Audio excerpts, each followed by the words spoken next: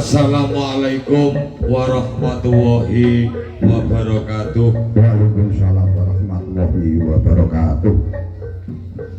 A'udzu billahi minasyaitonir rajim. Bismillahirrahmanirrahim. Alhamdulillahirabbil alamin wa bihi nasta'in wa ala umurid dunya waddin. Wassalatu wassalamu ala asrofil anbiya'i wa mursalin Sayyidina wa maulana Muhammad wa ala alihi wa ashabihi ajma'in. La hawla wa la quwata illa billahil aliyyil azim. Amma ba'du. Dumateng para sesepuh bini sepuh haji sepuh ingkang pono ing pamawas saha legda ing pitutur, para alim, para ulama saha para kiai ingkang tansah kawula tenggo-tenggo sabda pangandikanipun saha panjenenganipun ingkang hamengkugati Bapak Rokani sekalian garwa Ibu Sunami saha sakluwarga ingkang tansah bagya mulya. Para bapak, para ibu, para tamu, kadang muda werda kakung putri sedaya ingkang sampun nampi pakurmatan. Moga kita tansah hanyuwun wonten ngarsanipun Gusti ingkang Maha Suci ingkang sampun paring welas saha asih, paring taufik sarta hidayah lan inayah, sehingga ing kalodhangan siang punika panjenengan tiga sedaya saged rawuh wonten ing dalemipun Bapak Rokani saputra dalah Ibu Sunami kanthi wilujeng kalis tirhing sabikala. Sholawat sarta salam konjuk katur dumateng junjungan kita Nabi Agung Muhammad sallallahu alaihi wasallam, salah satu galing nabi lan rasul ingkang badhe paring pengayoman, paring pitulungan saha paring manfaat dumateng panjenengan sedaya ing benjang dinten yaumul kiamah. Amin Allahumma amin. Para bapak, para ibu, kadang muda kakung putri sedaya ingkang dahat kinurmatan, ing mriki kawula sak rombongan sandiwara barengan warga utama katimbalan dening Bapak Rokani dalah Ibu Sunami ngrawuhaken barengan warga utama ing siang punika badhe hangaturaken pangrawatan putra-putra kalih ingkang asilih asma Mas Bagus Alek Faisal Aklis dalah Mas Bagus Nova Anjis Mundofar, putra kakung kekalih kawestan putra uger lawang. Pramila ing siang punika kula ngadeg wonten ing ngarsa panjenengan sedaya badhe beberaken dongeng utawi cariyos. Kok wonten dongeng cariyos uger lawang. Pramila ing siang punika ing mangke badhe dipun wedharaken mbok bilih dongeng cariyos pangrawatan uger lawang.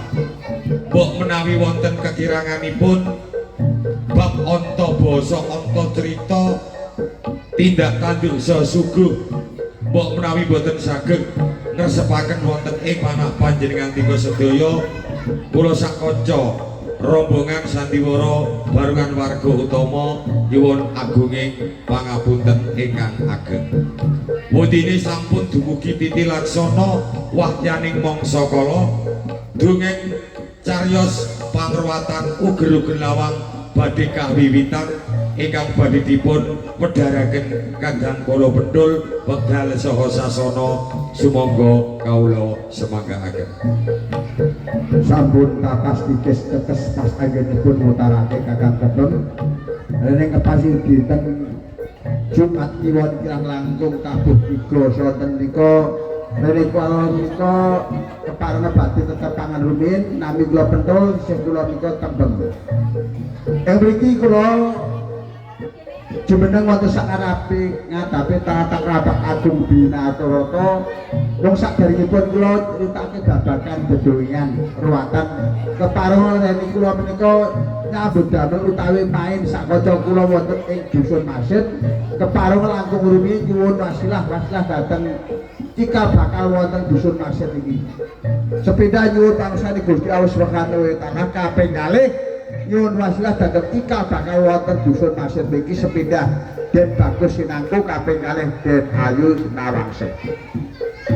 Ugi sedaya ahli kuburipun saking Bapak Rukani ugi saking ahli kuburipun saking Ibu Sunami saking Dalan Sayatri sedaya ingkang sampun dipun suni wasilah saking pemasilahi napa tujuan Bapak Rukani anggenipun badhe bocah sekalian putra ingkang sebat uger-uger lawang dinten Jumat kiwon sonten nggih kabeh kanthi slamet putra-putra ingkang durak kaki dados putra ingkang saleh kasoleh amin Allahumma amin ya rabbal alamin. Namung sadèrèngipun wingi badhe ngadani sabaranipun mangke sabadani perwatan anggenipun bebrayat Bapak Rukani kaliyan Ibu Sunami dipun paringi slamet gasalancar anggen campur damel dados keluarga sakinah wawadah warahmah amin Allahumma amin. Amin. Kakang Tembem Kepiye to? dina iki kula lan aku cumataka jumeneng ana sak isore tratak rapat agung Binatarata sabuk entuk duta rencana. Duta rencana tegese to? Duta utusan rencana jawaban. Ayo bebarengan. Dedonga nyuwun parembasane Gusti Allah Subhanahu wa taala apa sing dikarepake Bapak Rukani sak keluarga dikabulake slamet. Dina iki aku arep dongeng babagan yaiku ana putra loro kenegarane Ndaskerta uga Celawa. Coba dongengake lan sejarahno. Kepiye wedare to? Nalika semono Kakang Tembem. Piye? Sing jengene Bathara Kala kae ora anake manusa. Lho, banjur anake sapa to? Nalika semono bengkae Gunung Sandil judule ya kuwi Kewan Krodani Gembong Kamijaya. Oh, Gembong Kamijaya. Ing kono Gembong Kamijaya rene dheweke ora anake manusa titis saka Gunung Sandil. Barang amuk sebab rumangsa gelo lan kok gelatine sebab ora dititisno karo manusa dheweke rumangsa gelo lan kok gelatine. Barang amuk ana Setra Gondolo Mayu. Pengamuke Gembong Kamijaya semono kae ora ana padha wani nyekel. Ora ana wong tuwa. Ning salah sajine wong loro ircemane lekos kembaran bem sing wani nyekel semono kae pentul karo tekem saka wong negara Mesir. Oh, dadi wong saka mancanegara. Rene pentul karo Tembem kae duwe piandel telu cacahe pinaka kanggo nah hak lakune Gembong Kamijaya andane anggone tumindak kan ora tata. Sira bikono dewe putih layam sira kudu sanget diempake kabeh sak punggawane Gembong Kamijaya kalah kabeh jaluk kapro jaluk. Padha lumpuh dayane. Nek dina iki kowe jaluk kapro jaluk urip Gembong Kamijaya.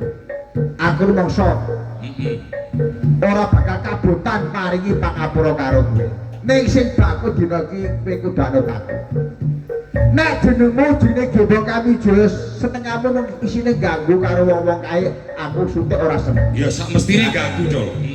Nek pancen kawujudan kaya kowe kae kadigayamu luwih tekes Gembong Kamijaya kae ana artine Gembong Gedhe Jaya ngono tak kira ora ana padha madani kadigayamu. Ora ana sing kuwawa.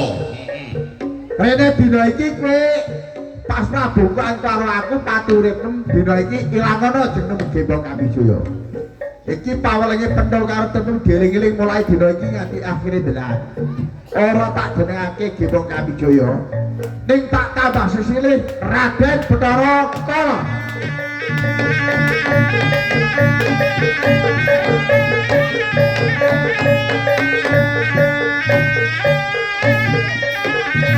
Sakwise Gebong Kamijaya duweni asma Penthuk Tembem Raden Bathara Bathara Kala. Kala gelem saiki. Dheweke ya gelem nerima Gelem. Dul.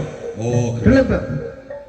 Bathara Kala gelap sayuta gelap ning dipikir-pikir Bathara Kala dipun duwe panyun ning beban. Oh, panyune lan bebanane apa wujude, Dul? Bebanane Bathara Kala gelap sayuta ke ora liya mung sing disuwun dina bengi-bengi rina suhuane daharane pakara sing dicaluk titise Bapak Ibu kok manusa kae. Lah malah bebayani banget, Dul.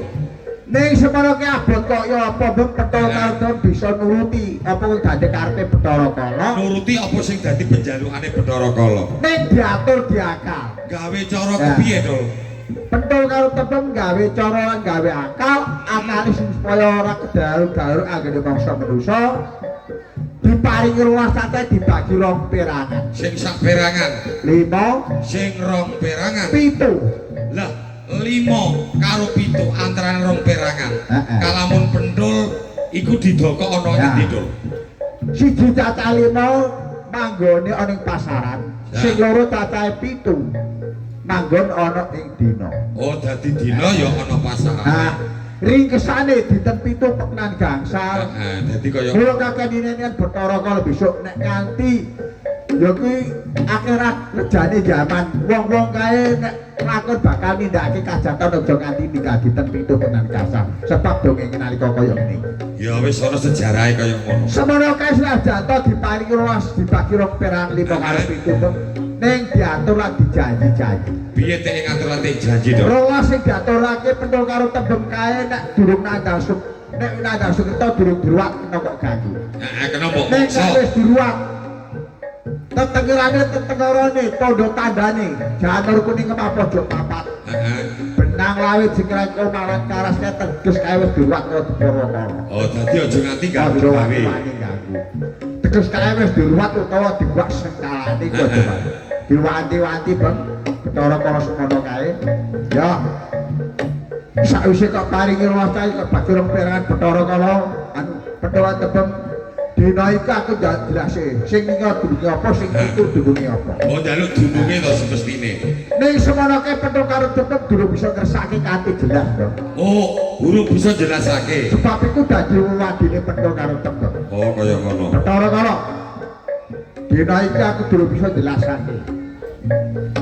Besok nek tutukaken nang inen-inen dadi lakon jadi jaman. Nek ngatur nindakake kajat, nindakake ya kuwi nglairake rolas cacah sing durung berat kok ganggu nek wis durung aja bisa banget. Oh, dadi Sing baku dina iki kowe tak kon bali nang papanmu. Geleng-geleng tak welingi pentul karo tembem. Enteno tunggonono. Taun ana widonana nek kanthi ana nandang sekita rolas durung berat kok ganggu nek wis durung aja bisa banget. oh, dadi janji-janjine kaya ngono. Janji-janji pentul karo tembem. Sawise kaya ngono Bang. Piye? Bathara Kala bali nang papane meneh alas Prabowo. Kon lerem ana ing tengah alas Citragondo Lumayu. Nunggu wong nandang sekita rolas sing durung berat. Sawise wis padha bali nang papane Bathara Kala sandane. Ing kono pentul karo tembem saka negara Mesir kae kelingan. Kelingan perkara apa, Nek Dul? adaane pejak gater sedina terus sasi kaya ana arep ana. Ya.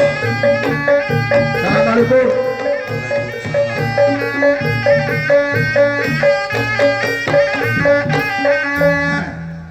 Iki kowe karo aku sakwise gawe rompok dadi ana prenjak ganter-ganter ning sisih omah. Sedina rong dina mesti arep ana tamu. Nyatane Iku nyatane biyen wong kuno ki ya kaya ngono. Ning kasunyatane iki ana tamu sing rawuh ning rompokmu, Dul. Oh iya. Kowe karo aku ya durung tepat. Durung ana. Duwe perlu apa nganti karoyo-royo mlebu ana ing tengah alas Citragondo Lumayu ana ing rompoke Pentul Tembem. Lah saiki ya wajib ditekoni, Dul. Takoni. Nah, Nggih, nuwun sewu Pak nggih.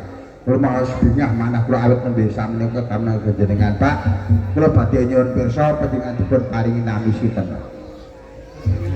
Bapak Rukani. Saiki dalem pundi Pak? Dalemipun saking dusun Masin. Dukung Karaya-raya wonten ing rompoke Petul kalih Tebet punika wonten damelipun napa?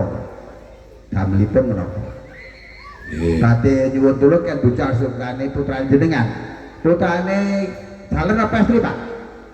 Kalih napa tiga napa sedawan kasal Pak? Kalih jaler-jaler. Betul? kepiye to? Bapak Rukani saka desa Masin lawon kene dheweke peteke jaluk tulung welan aku. Heeh. Rene dheweke iki anak loro, anak lanang, adek kok Mbak Sukertane sing supaya lukas saka ibu bole dadi bocah desa lekan sore. Nek titikane wong Jawa biyen wong kuno nek duwe anak lanang loro ateges putra uger-uger lawan. Ayo ya. Iku wong nenek moyang kita biyen iki kaya apa? Kaya ngono kuwi ya. Mergo perlu diruwat.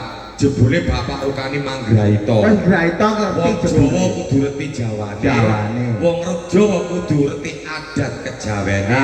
Mula adat istiadat iki nek ditinggal sok-sok iku milalati awake dhewe. Mula bener kaya Pak Rukani dheweke netepi adat kejawen anak lanang loro kawestan uger-uger lawang diruwat.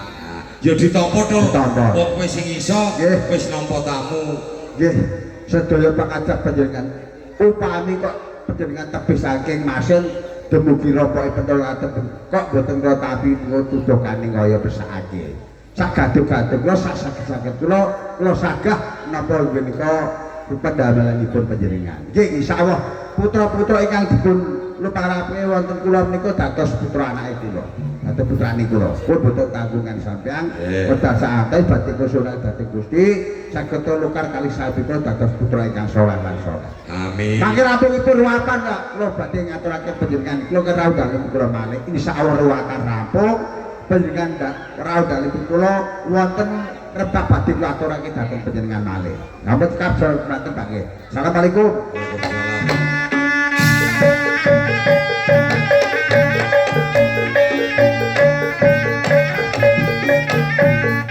Salise kowe nampa tamu. Ya. Yaiku mau Bapak asline Rukani. Bapak Rukani duwe anak lanang loro. Kon Mbak Pasukertane. Lah kowe karo aku bisa melehake sekabehing para sengkala sing arep ganggu gawe marang keluargane Bapak Rukani. Kowe karo aku kudu gawe cara. Gawe cara. Nylamar laku nylamar jeneng. Lah kaya ngono iku. Bebasan hari jipuk iwak aja nganti budhak banyune. Nek kena iwake. Lah kaya Carane terus karepake. Mula kowe gawe jeneng samaran karo aku. Kowe jenengmu sing asli rak Bentol. betul. Dadya jeneng samaran Kaki Legeye. Aku Kaki Legeye. Aku ki Tembem. Tembem. Gawe jeneng samaran Mimi Legeye. Ini Legeye.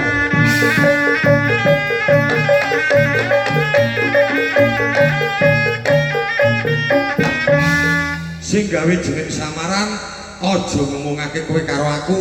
Lah terus apa meneh? Lah iki sawetara putramu bocah loro iku Bebasake aku mau. ya dikei jeneng samaran supaya sekolah ora ngerti Ora sejatine Mas Faisal. Mas Alek Faisal Aklis diwehi jeneng asma Joko Joko Jabur. Jabur. Iya ya. Iki sing Mas Nova Anjis Mundofar dikei jeneng asma Kaki Kaki Jabur. Jabur. Joko Jabur Kaki Jabur.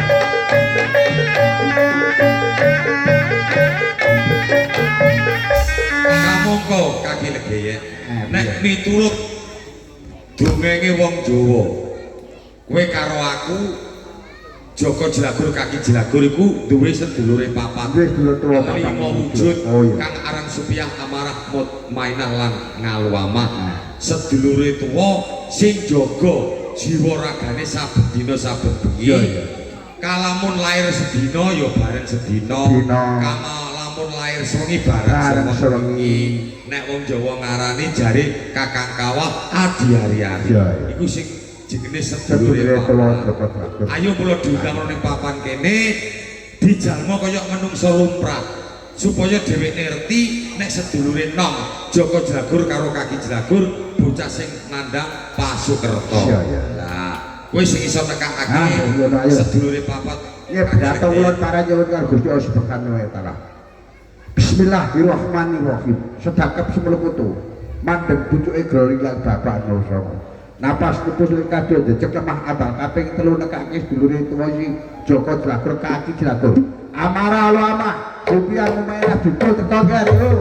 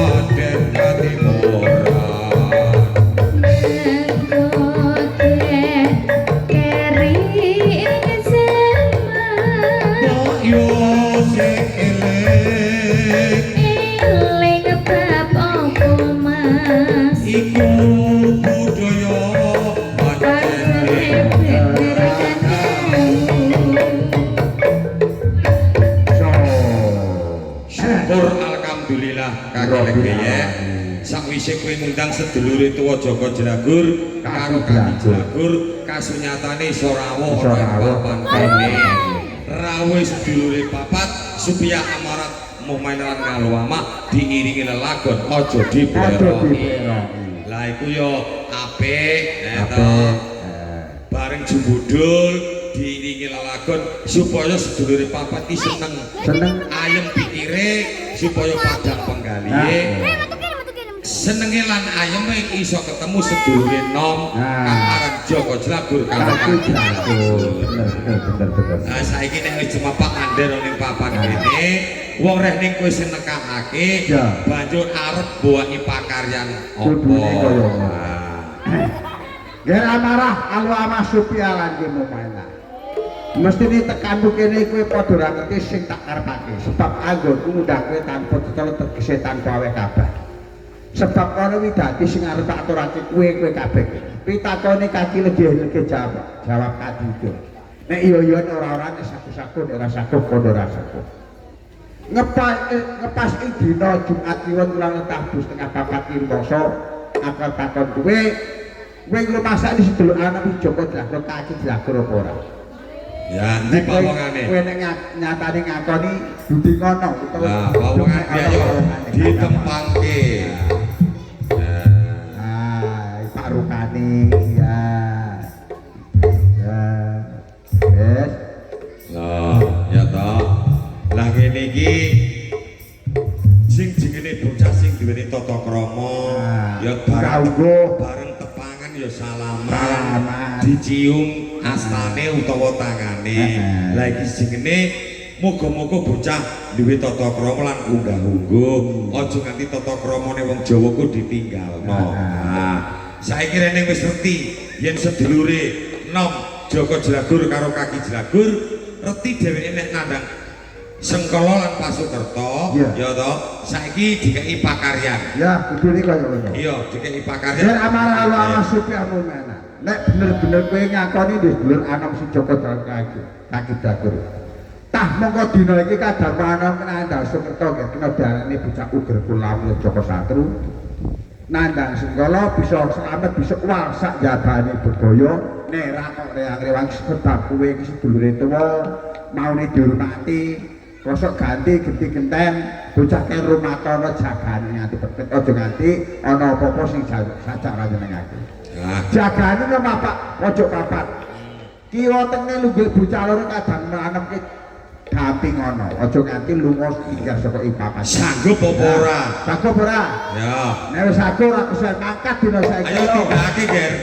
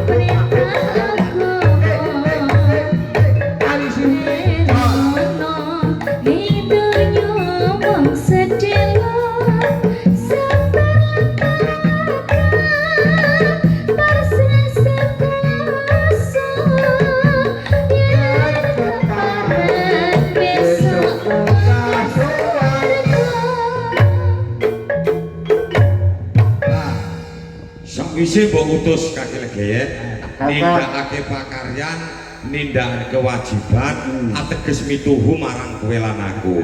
Lah iki wis omah pojok papat wis dijogo. Dijogo bocah papat. Saiki aku tak ngomong marang sliramu. Ngomong. Rene kowe saiki duwe tanggung jawab. Tanggung jawab. Duwe anak loro lanang-lanang. Ya to? Aja enak kabeh enak. Kaya wingi-wingi kalamun kowe ora nyambut gawe seminggu rong minggu ora dadi perkara. Winginane. Mergo duwe rasa tanggung jawab. Rene kowe wis mupu marang anak loro lanang-lanang kebutuhanmu saya akeh. Saya belah. Aja nganti bocah iki melu kowe aja nganti kekurangan sandang, kekurangan pangan. Bener. Kowe rumangsa duweni rasa tanggung jawab. Saiki kowe kudu nyambut gawe golek sandang pangan supaya kena kanggo nyupi kebutuhane bocah loro ngono Kaki Legeye. Nek tak pikir pancen bener ini, saora-orane aku ki nek ora nyambut gawe kebutuhane bocah loro mongko saben dina iki nek lunga gawe iki njaluk bensin ae. Lah iya, kebutuhane bocah loro ora perkara bensin. Ya nor-nor. Wah, sembarang kalir. Motore ngandung saiki njaluk sing bodi picek ta PC kuwi. Sing picek sapa? Ayo iku lho. PCE. PCE. Nah, dina iki aku nyambut gawe. Ning sadurunge nyambut gawe ini mung petheke aku arep takon. Takon perkara. Sebab usababe apa bocah loro putramu Joko Dramu kaki Dramu dikalung janur kuning. Janur kuning minangka syarat lan sarana Sarana. wong Jawa. Jawa. Ya toh. Dikalungi janggane janur kuning. Janur pinangka cahya. Cahya pinangka resike ati. Resike batin. Lah bocah loro iku nek dikalungi janur, muga-muga cahyaning resik, atine batine ya becik, ora dadi bocah sing ana klakohane. Dadi ya becik supaya kena kanggo tepa tuladha. Iki becik kena akeh wernane. Wernane akeh.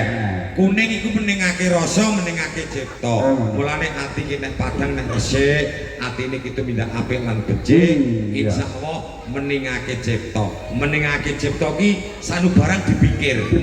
Nah, sadurunge jumangka kudu mikir dhisik ku meningake rasa, meningake cipta. Mulane dikalungi janur kuning. Kurang luwih merdine kaya ngono kaki. Tambah sithik janur kuning dibilang jagane kae wis pari-pari demetor adule setan ora bakal doyan. Wis. Dene dina iki nini. Bocah iki teton nek dikalung janur pinangka kanggo syarat sesaji. Mau betheke sak dunya aku mangkat pesen karo kowe.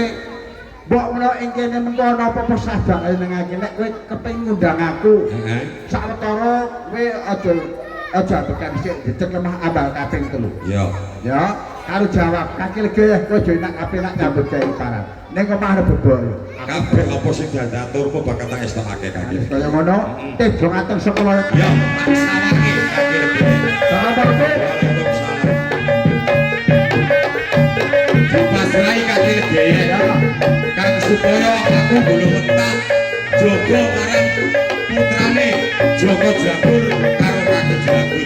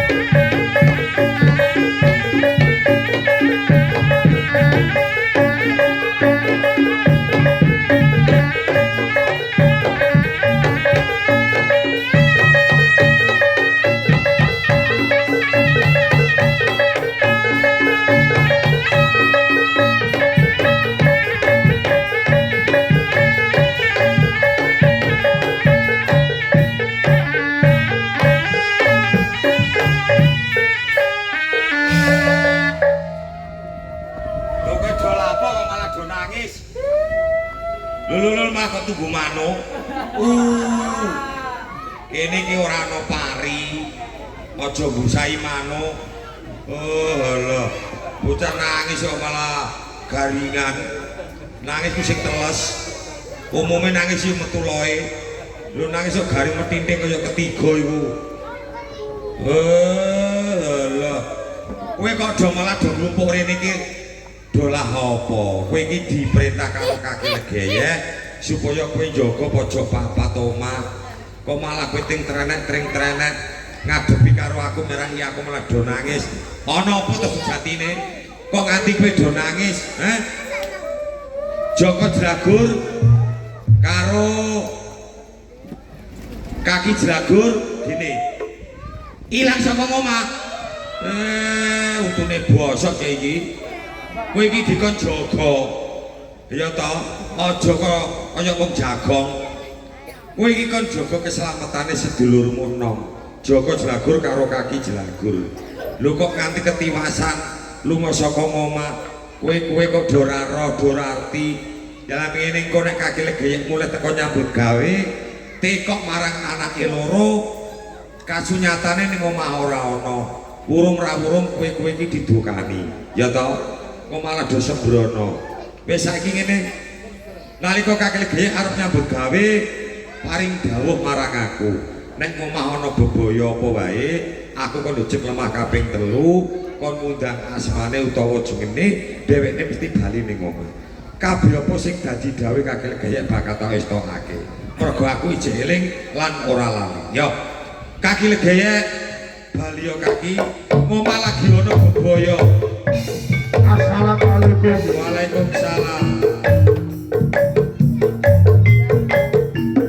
Assalamualaikum. Waalaikumsalam.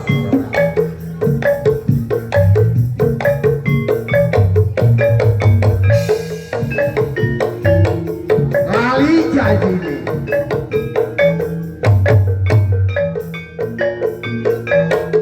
Doa, doa.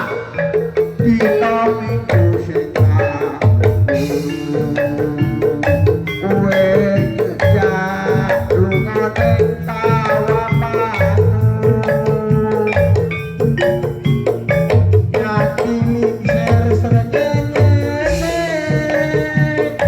Orang kene aku ngomong.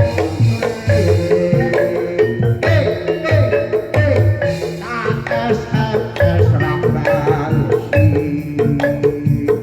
ya tak telepon malah kok kabari maka aku nangkap ya pasti kupingmu jewer jewer jewer jewer jewer lali ini tandane alasane mangkawake soto wong sing ora andung kandang kowe ora teko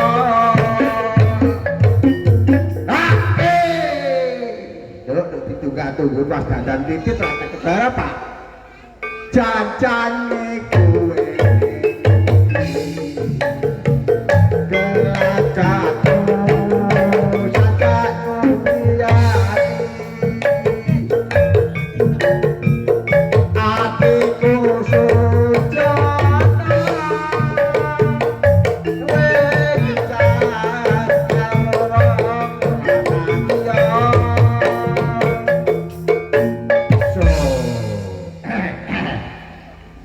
Rawuhmu, tekamu, mulehmu. Rumangsa aku ki seneng lan bunga. bungae ngendi Bungae siji kok kaya-kaya atimu ki seneng ayem. Merga diwehi lelagon lali janji. Kabeh apa sing dadi dawuhmu aku ora bakal ngerti. Mulane kowe aja nganti was-was.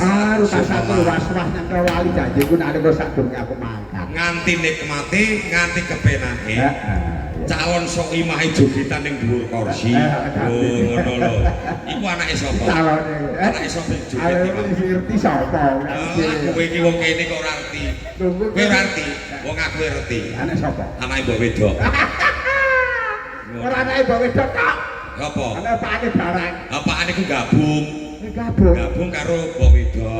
Ngono gabungane barang. Gabung terus metu bocah wedok iko. Paman aku gabung tok. Untukmu bosok kono. Grobyok kowe milih. Ate, wong anakku gabung-gabungan. Sawetara iki dion sepanaku sebunga, lha ku nyambut gawe iki rumangsa kudu bali benek ning apa. Ya mulane kowe rumangsa atimu iku mesti was-was. Rumangsa lam-lamen. Bebasan wong tuwa iku ning paran ki ning omah lagi ana perkara mbok iku gedhe, mbok iku cilik iku mestine krasa atine.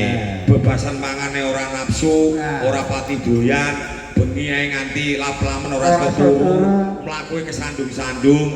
Iku wong tuwa jamak lumrah, biyen nganti saiki ya kaya ngono. Lah, rene kaya ngono, ing sakjroning atimu kagele-geye, mergo pancen kowe iki sengaja takon bali. Iya, ning arep peteken apa? Umpama ora ana bab lan perkara, aku ora bakal ngarep-ngarep kowe takon bali. Wong nyambut gawe golek rejeki, golek sandang pangan kok ora ana kabegara takon bali lah ya kliru to.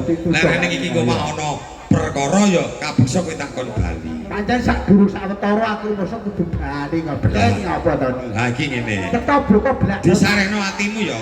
Ya. Supaya atimu ku lileh. Engko aku tak matur. Iya. Nalika kowe arep nyambut gawe, kowe pesen karo aku. Kon jaga keslametane putramu. Joko Jelagur karo kaki Jelagur.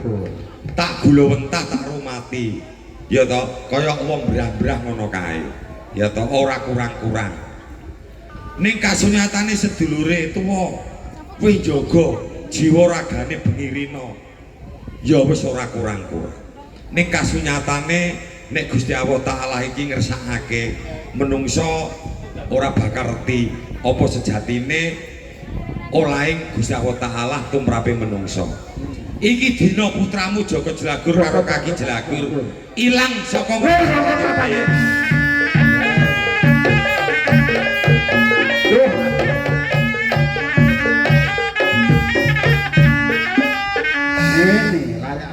aku ning parang karo rumangsa kudu bali wae rumangsa ya kesandung-sandung wis mlaku rumangsa aku kedeprok-deprok lek mlaku jebul ngomah iki betheke ana ibu kaya ngene ini wis kabar mantut semene wae saiki ngene piye iki mumpung sedulure papat iki jeneng papan kene kowe karo aku Jumangkalan budidaya diperintah kon ngurusi sik melek mbok menawa iso nyekel ya to sing nyidra marang putramu loro. Iki mumpung sedulure jeneng papan kene. Ayo diperintah. Biar amarah wa masupiaran rumana. Nek kawujudanmu kaya ngene tak kira ora bakal bisa nyekel sebab mbok menawa kanthi dalan iki sing nyidra kadang manom si Joko Dran kaki jatuh bangsalus tak kira ora bakal bisa sebab rupamu kok dene menungso lumrah. Dina iki kasunake karo Gusti Allah. Sing supaya wujudmu kaya ngene badan alus tak sidikara. Ya, bisa manunggal bisa nyawiji sing nyidra kadang man. Kok jak rene aku bakal maring pengadilan. Ora kesan pumpung ngatur Tono. Tangan dhewe saiki Tono ayo. Ayo padha bebarengan paminta. Ora kersane Gusti Allah Taala.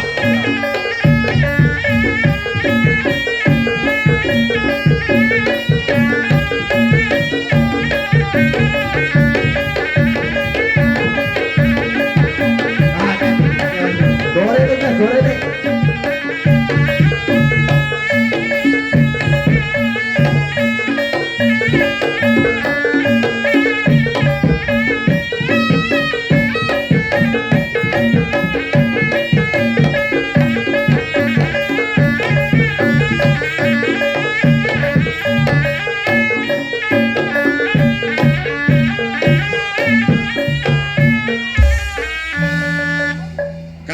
Mono kasunyatan.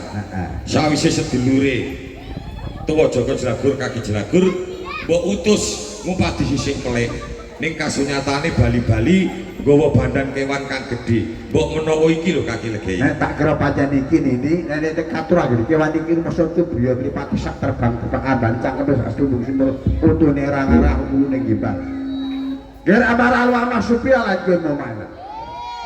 Sawise ketakon golek kadampan Joko Dragur Kaki Jagur. Malah-malah kowe ora bisa nggawa balimu nggawa badan kewan semene gedhe kok aturake karo. Pancen iki sidro kadampan. Nek pancen isi hidro kadang bocah bisa selamat kanthi yaku lukar saka ing bebaya kudune sawane go gerbane lebonono gak ayo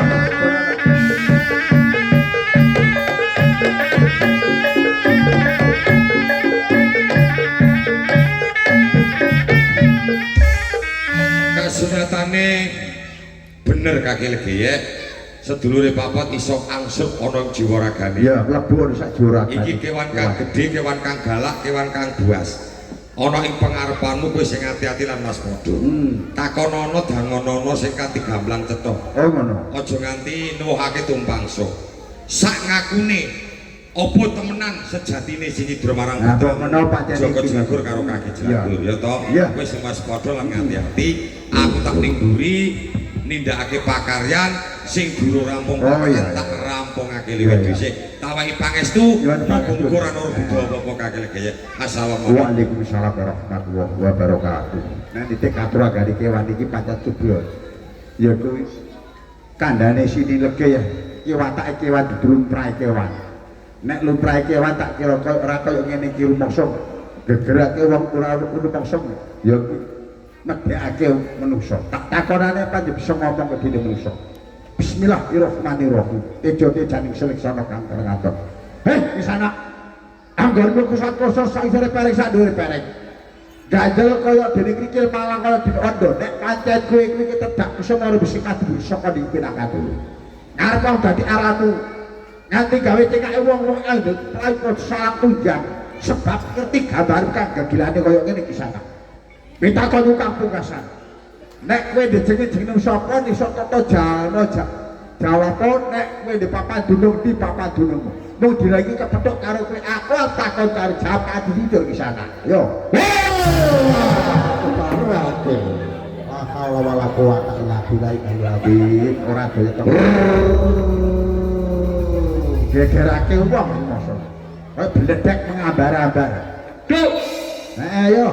jagat dewa pawasane Gusti kang jagat.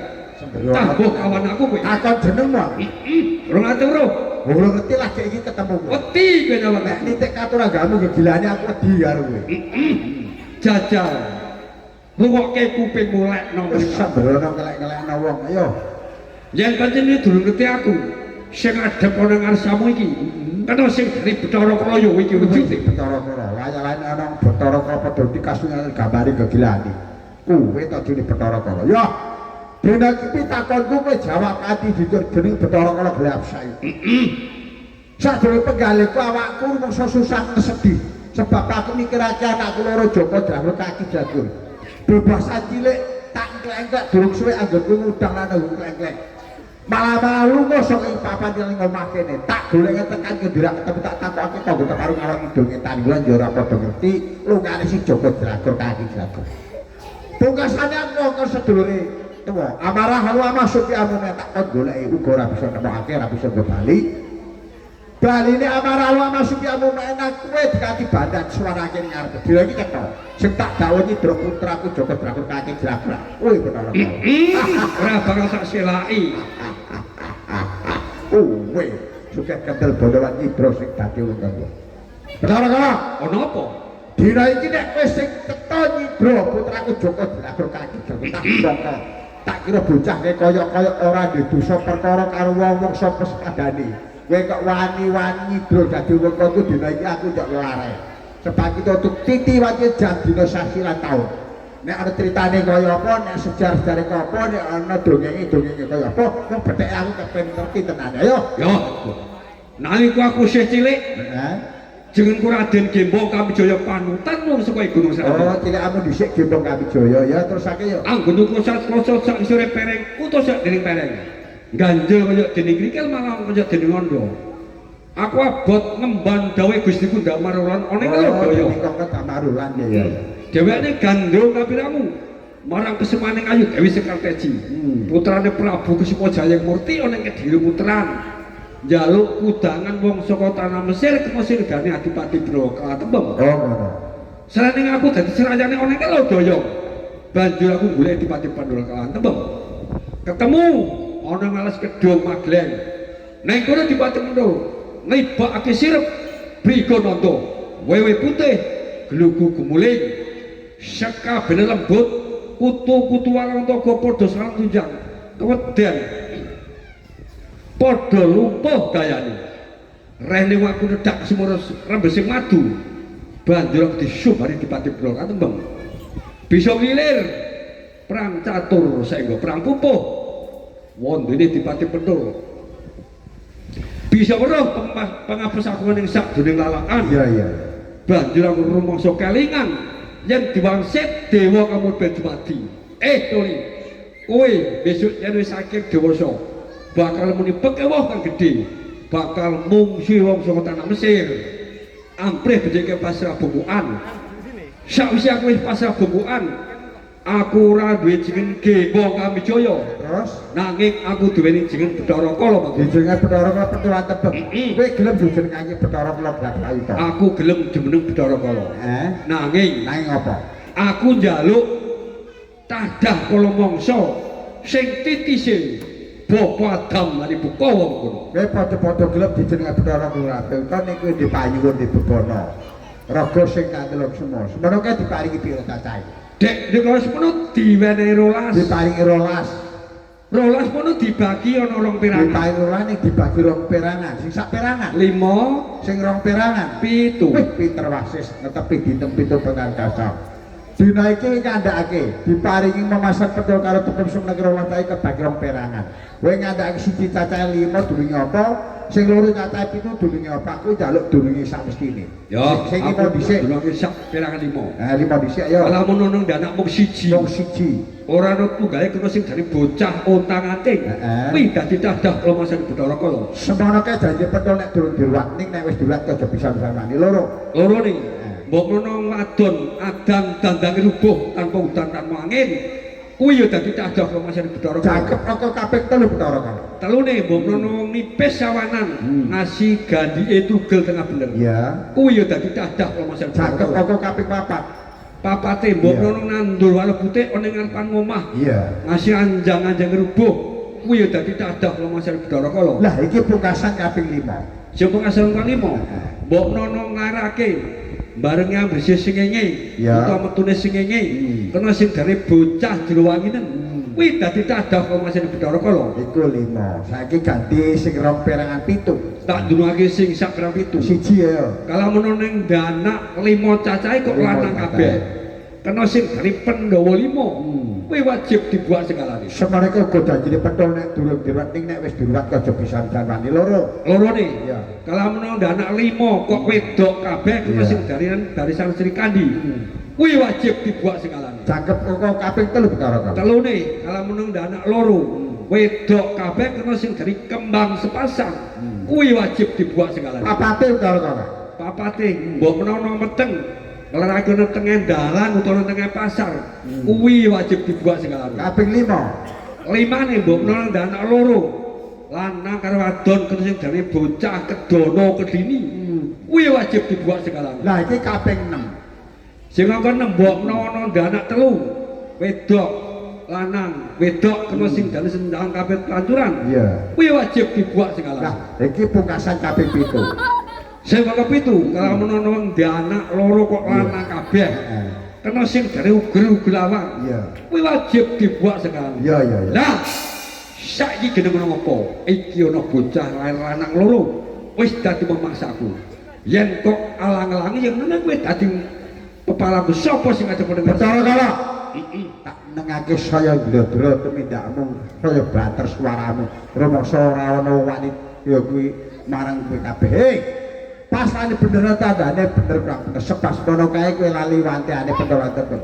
Aku candang koyo ngene iki betheke nyelambur jengil. Aku tetok nganggo jengil kaki lege-lege niki ya. Wong betheke nyelambur jengil sing supaya bakal ketemu karo kowe. Sebab nalika semono kowe perang karo aku nalika cilik aku Gembong Kamijaya, ya. Dina iki aku tetok nganggo kaki lege-lege wong betheke pancen aku. Goro sawetara pinangka nyelambur becak loro kae. Sak temne dipahamake. Wis ana tembungan kakling wong aja pang suarane. Kentul karo tembung ya aku pawongan. Yen ngono kowe iki no kawas Sebab apa karane ngono? sajak suaramu kaya lagi mentas saka Aku iki apa? Kowe kewan iki ayo. ngene yo Piye? tau ngerti Yaman heng wilaheng Ya jaman semono kae. jagat ising awang-awang Terusake yo. sing wong-wong adoh lor adoh kidul adoh wetan lan adoh kulon Ya bener ayo. anane brigad gede sing padha dinggoni jim setan sak panunggale Iya iya. akeh kiwan gede akeh kiwan galak nanging alas kedung magleng ana geger ana peteng dudu petenge bengi ana padang dudu padange rina ana lindu sedina kaping 7 sekabehane kutu-kutu Walanda padha sarang tunjang keweden sebab ana pengemuk Raden Gembong Kamijaya kae wong karang pardesan ora ana wong sing bakal wani mapakake Gembong Kamijaya nanging ana salah sawijining pawongan loro sing wani mapakake Gembong Kamijaya sapa dhewe Lesmana Bathara Kala.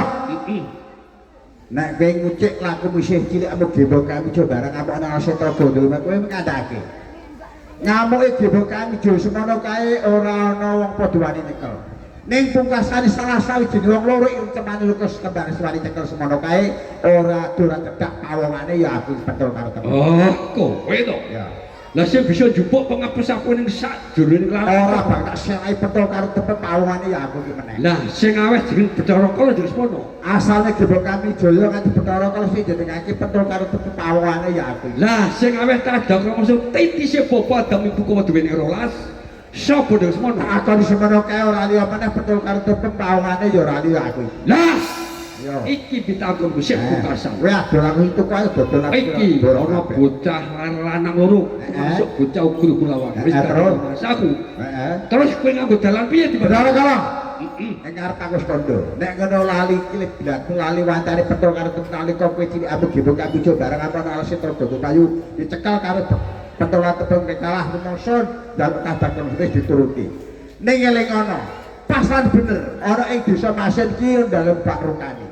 Dheweke ndek putra loro aran lanang-lanang Joko Jlagur kaki jagur. Bebasan dheweke dadi kadang lomasan pas ning eling ana nek durung diruwat. Janjine betul kae nek durung diruwat ning nek wis diruwat tak mongko dina iki ngepas ing dina Jumat kiwon kurang luwih tabuh.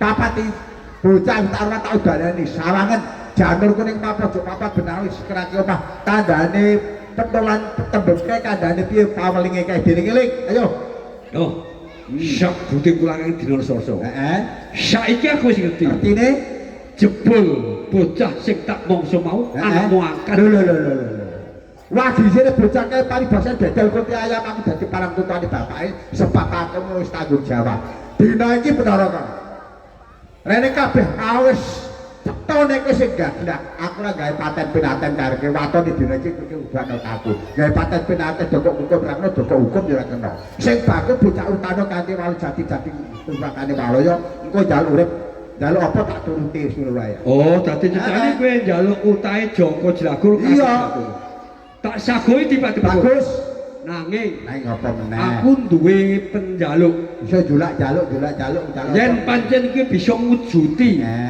raga kanthi langsung kanthi diblongsong dening kain Gembala Seta bakal tak utake jati tupangane Walaya tupan jati tiba-tiba tenan janji ya kowe bisa ngutake Joko Jlagur kaki Jlagur kowe njaluk bebono njaluk ganti raga ganti langsung nyawa raga sing nyawan tapi pitik urip asal kowe ikhlas lahir batin tiba-tiba siji dadi pitakon aku apa kuwi raga ganti langsung sing dikemul Gembala Seta artine apa oh tenane kowe do ngerti ora ngerti sebab Ini ya? Apa sebabnya Bathara Kala kok njaluk raga kantran somo kanthi Iya. diblongsong dening kain Gembala Seta heeh iku mengko werdi sing supaya Sing kanggo supaya nyuceni badan sinane Joko Jlagur lan kaki Jlagur amin sing supaya bocah kuwi mituhu dawe wong lanang oh wadon ngono tekun ning gone agamane Amin loh. anget ning gone pemerintahane Iya. sing supaya bocah iki dadi bocah sing soleh lan soleh ngono lho Amin ya rabbal alamin. Alhamdulillah.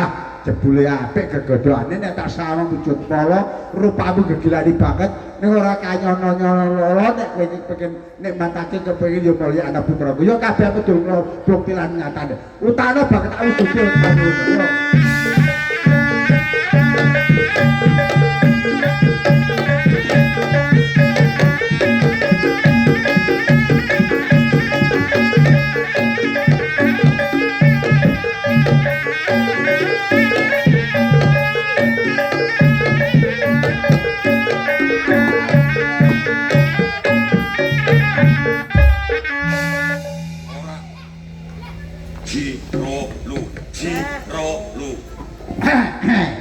Iki ra Joko Dratur kaki Dratur iki lho nggih. Ora ngono wong bocah kok dibungkus kresek kaya kaya berkat malah. Ndong iki mantap. Ora ngono iki ku lho sapa Dratur iki.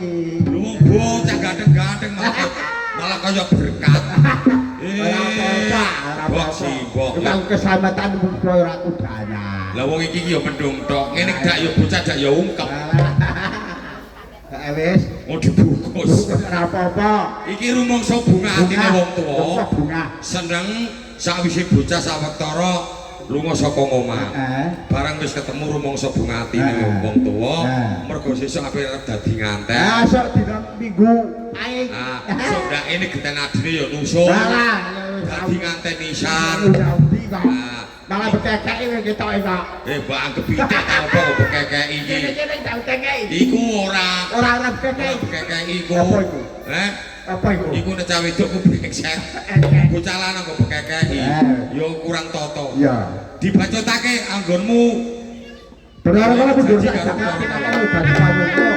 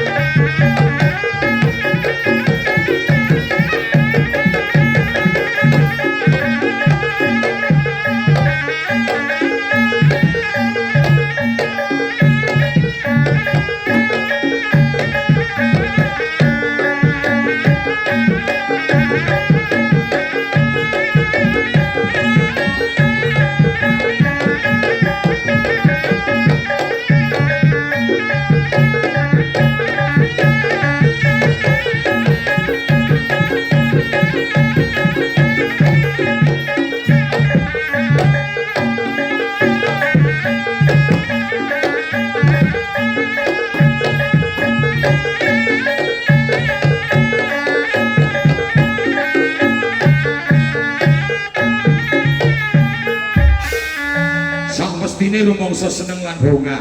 Rasane atine Bathara Kala. Sawise mbok wenehi pitik urip ya toh. Lah apa sing dadi janji-janjine kowe karo Bathara Kala?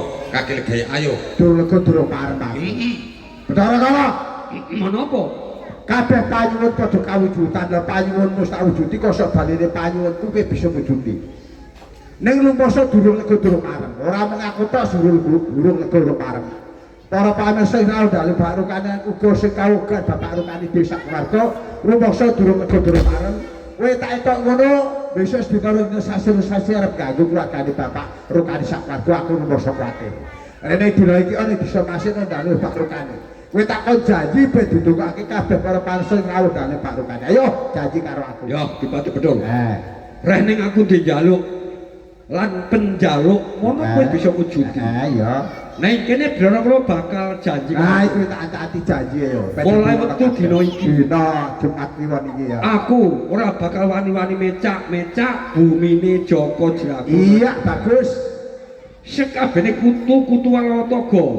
Jempri Prayangan, Gendruwo, Kangkak, Bulbul Banaspati.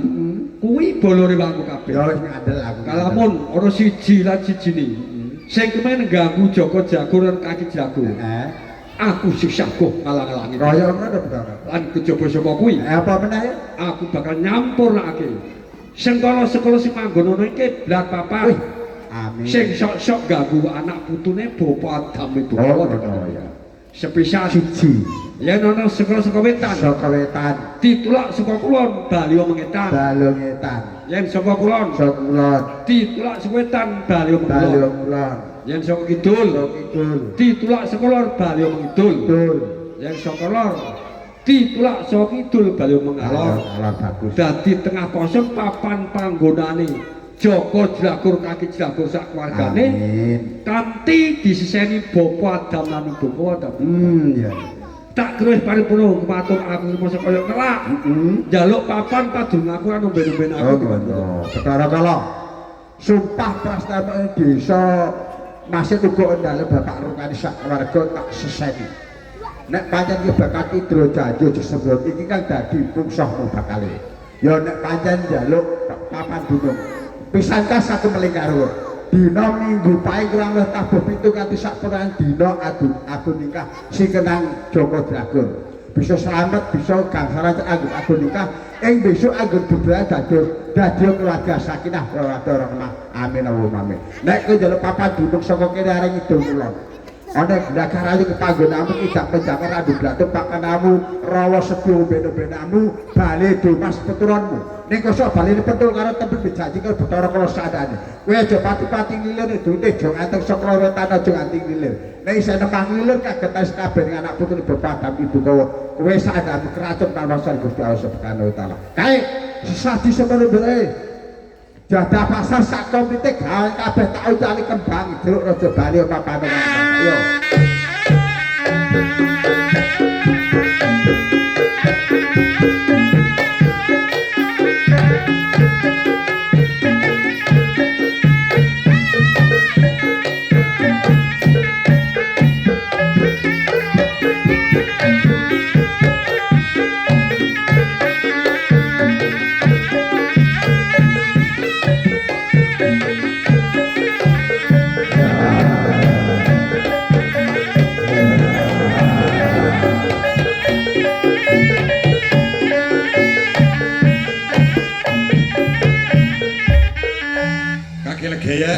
rumangsa padhang lan lega saiki Bathara Kala wis ora bakal tak papanake meneh alas Bondo Payu ya iki rening kowe mau gawe jeneng samaran wis kawujudan iso melehake marang Bathara Kala maune kowe karo aku gawe jeneng samaran lho saiki dibalekake jeneng lawas maune kaki legek dadi pentul meneh aku nini legek ya dadi jeneng sing lawas meneh ugut bocah loro Joko Jlagur kaki Jlagur dibalekake dene meneh ya ya Mas Alek Faisal Aklis kalian Mas Nova Anjis Mundovan lah iki mau kowe janji karo Bapak Rukani saiki parikedah Pak Rukani suwane ya Pak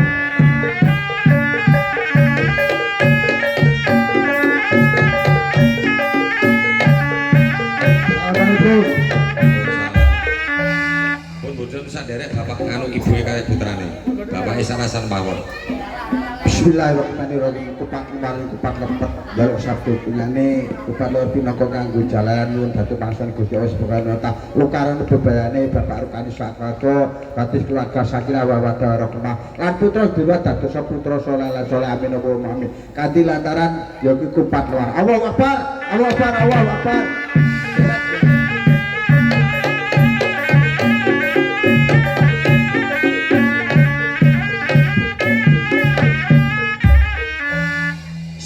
sarane wong Jawa pancen kaya kenapa Bapak Rukani kok nganti ngudari kupat luar atege wis luar apa sing dadi kekarepane Bapak Rukani ya nggih Pak nggih mpun luar nggih to mboten wonten rintangan menapa-menapa kupat nek ana lupat-lupute jenenge wong urip ya ora sepi saka luput kudu pangapura marang Allah Subhanahu wa taala niki kaping kalihipun niki jarike putra-putra panjenengan sing bedina dienggo niki padha karo jiwa ragane. Wonten sekali. Mangke dikubur nggih Pak nggih.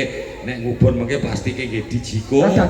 Ben supaya sandangan niki manunggal karo tanah kalih siti lemah niki nggih. Nah niki mengke diudari nggih. Anune niki kreseke manunggal karo tanah. Tembunge cara Jawa meniki syarat lan saranane wong Jawa. Bismillahirrahmanirrahim aku ora mendem. sandangane anakku sakarone aku mendem sengkalane sak keluargaku lan sak anakku moga-moga selamat uripe ora ana halangan apa-apa Amin. marang kersaning Allah supaya dipun kabulaken nggih monggo dipun tindakaken Pak.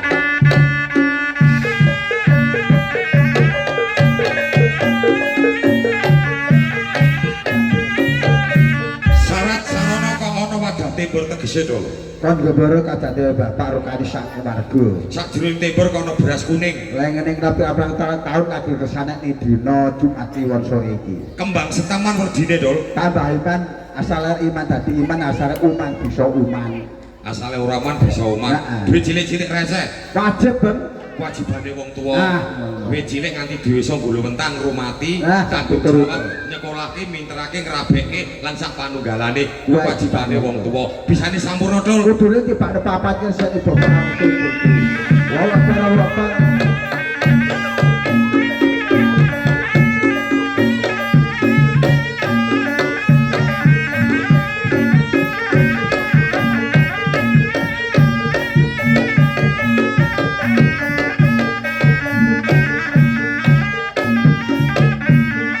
Beras kuning sawise mbok tibake ning Siti Bantala pinangka tulak balak. Tulak balak. Aja nganti ana rubida apa-apa Nah, iku beras kuning. beras kuning. Nah, iki ana godhong-godhongan apa kabeh? Godhong telu warnane, Bang.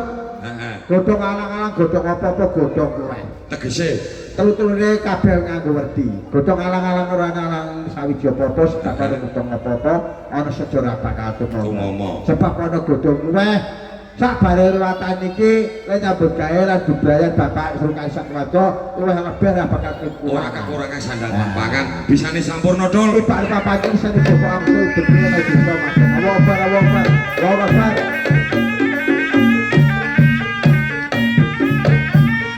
Iki sarana sing pamungkas kono kedhe cilik ana tutupe. Nah, iki dek cilik pinangka yaiku tutup-tutupi nyate werdine urung surit nek duwe kacat ora usah yaiku Dilolali, aja lali-lali, Heeh. mudah ngebot-ngeboti awake dhewe mergo iku jenenge ujar lan duwe kuning. Bisane sampurna. Iki bar papat iki Bisane rekono Allahu Akbar.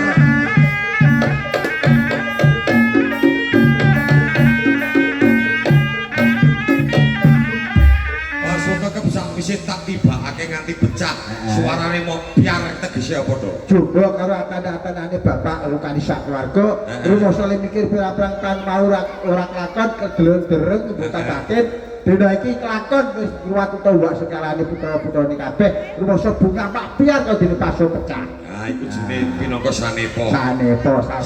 Sajroning pasukan kebono kewane loro tegese. Bisa-bisane donya ana lho. Ana loro, ana rina, Kudu ana bengi, ana lanang, kudu ana wedok, ana bagus. kudu ana sing elik. Aku diganjar sing bagus, Upamane. upamane Upamane. sing elek. Aku Kowe wong isine donya loro Ya, aja meri. Ya to? Ya. Ya ana sugih, yo sing ra duwe, kalau wong aku diganjar sing sugih. sing ra duwe Kowe aku meneh. ya aja meri sine donya Tukang loro. borong lah piye Ya aku. to? Ya ana swarga, Antraka. aku besok diganjar nduk swarga. Lah sing traka. Ya kowe Lho aku terus iki. borongan kabeh. Iki Aduh, pangratan aduh. Lampung Tol mengko dibacotake ana atraksi sulapan. Bapak Ibu kadang muda wakong putri makaten paripurna ninggati inggih menika pangrawatan Ugur Lawang sampun paripurna apabila wonten kekiranganipun kula sakanya nyuwun agunging pangapunten ingkang ageng kula pungkasi wabillahi taufiq wal hidayah wassalamualaikum warahmatullahi wabarakatuh. Warahmatullahi wabarakatuh.